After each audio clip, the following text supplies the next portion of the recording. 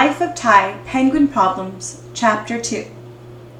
By the time I get to Mrs. Weber's room, which is my class, I feel less stomach jumpy than when I first got to school.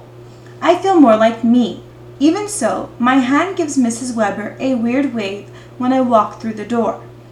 It does this without my permission, because I don't know the rule for saying hi to Mrs. Weber first thing in the morning.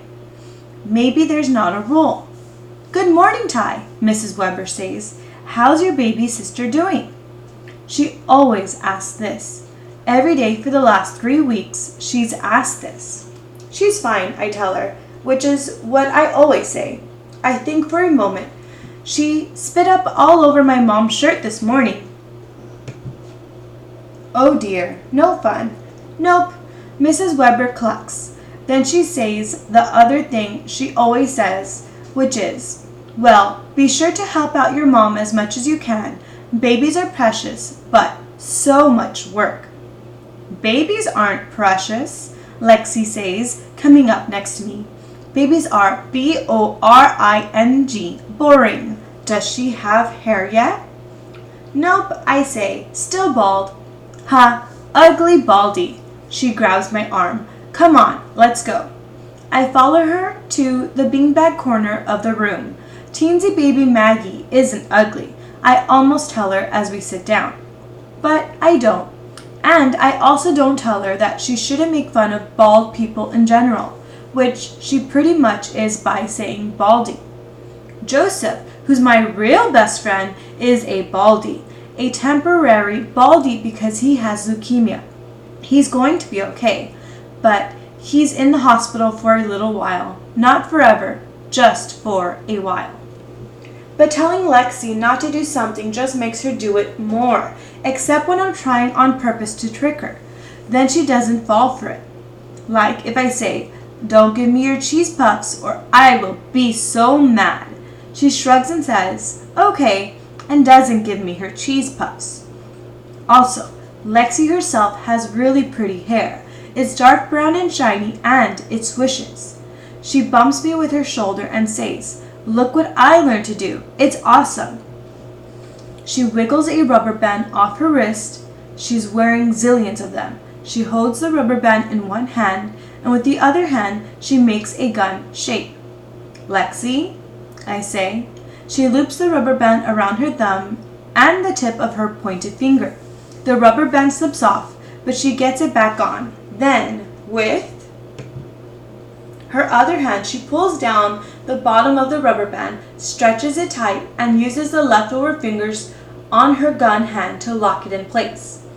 My stomach knots up like it did at morning drop-off. "Lexi," she lets go, and the rubber band sails off her finger and thwacks the wall. "Sweet," she says. "Wasn't that sweet? Tomorrow, you need to bring lots of rubber bands so we can have a war, okay?" She pulls another rubber band off her wrist. This time she aims it at Taylor, a boy Taylor. But before she can do anything, Mrs. Weber rings her cowbell and calls, "Room break." My muscles relax. I like saving people. I don't like shooting them. Some of the kids in our class don't like Lexi because she's wild. Like sometimes she kicks them or pokes them with sharp pencils. Sometimes she kicks and pokes me. Sometimes I have to use my stern voice and say, "Lexi, stop."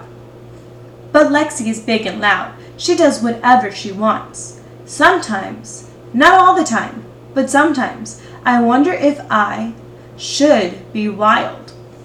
Or at least a little wild. Or at least a little something that's more wild and less stomach clenchy. Right now, I'm glad it's time for morning meeting.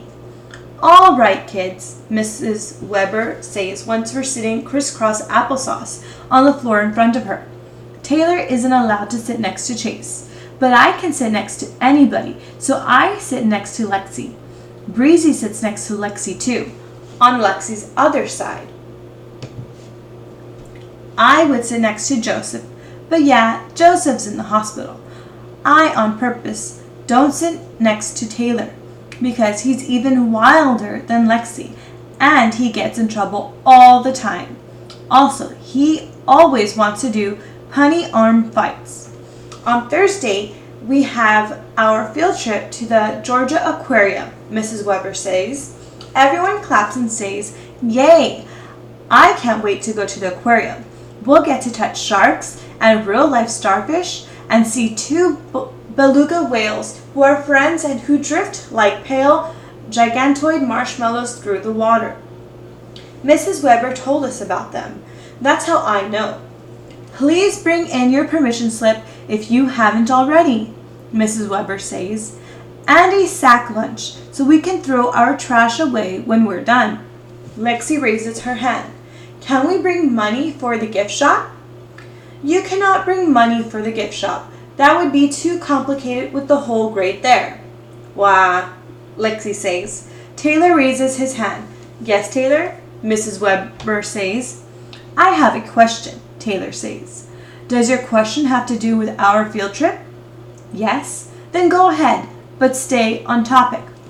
"Well, it's just that the only black shirt I have is ripped, and so I can't wear it, and so I can't dress up as my favorite fish, the black phantom." "Taylor, did at any point say that you should dress up as your favorite fish for our field trip?" "I had a black phantom once in my aquarium. Then I got a kissing fish, and the kissing fish ate it." Everyone laughs. "Taylor," Mrs. Weber starts. "The kissing fish kissed it to death," Lexi says. "It happened on vacation," Taylor says. "I forgot to put food in the fish tank and—" "Taylor." "And when we came back, the kissing fish was still there. But the black phantom was just a skeleton." "Ew," the girls say. "Cool," the boys say. I think it's ooh and cool. I feel bad for the dead black phantom though. "Just a fishy fish skeleton floating in the water," Taylor says. "Taylor, you're off topic," Mrs. Weber says. "Now, on Thursday, I'm going to put you into groups with parent volunteers. But can we dress up as our favorite fish?" Taylor asks. "If we want to?" "No." Mrs. Weber looks hard at Taylor, then smiles at the rest of us, or tries to. "So, if any of you have a preference for whose group you're in, let me know.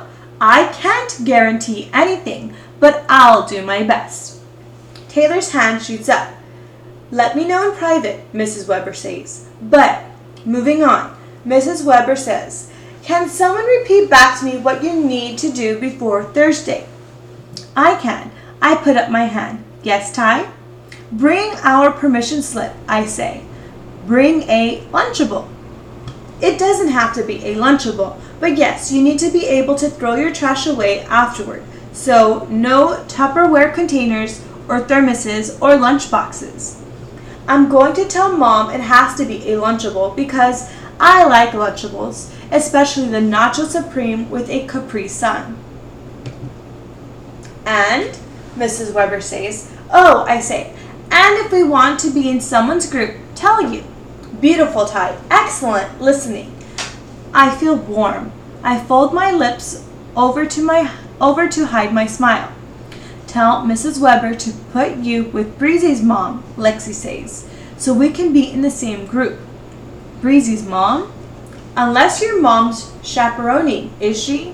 "Maybe she could. I didn't ask her. Or maybe I did, and she said no. But if I ask again, maybe she'll say yes. Before teensy baby Maggie, Mom used to chaperone all the time. She went with us to the Atlanta Zoo and bought everyone in our group popcorn, which we shared with the howler monkeys." "All right, morning meeting's over," Mrs. Weber says. "Head to your desks and get started on your reading homework sessions." Kids untangle their legs and push their hands against the carpet as they stand up. I get up too, but without hands. I can do that, even from crisscross applesauce. I practice and practice, and now it's easy. No one notices, but I don't care. Some things I'm good at, just for me.